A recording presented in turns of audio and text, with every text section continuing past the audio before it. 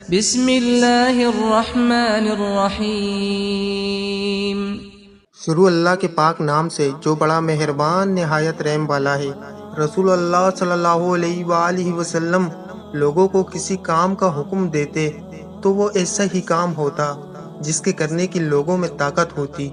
इस पर सहाबा ने अर्ज किया कि या रसूल अल्लाह, हम लोग तो आप जैसे नहीं हैं, आप तो मासूम हैं और आपकी अल्लाह पाक ने अगली पिछली सब लग़्ज़िशें माफ़ फरमा दी हैं, इसलिए हमें अपने से कुछ ज़्यादा इबादत करने का हुक्म फरमाइए।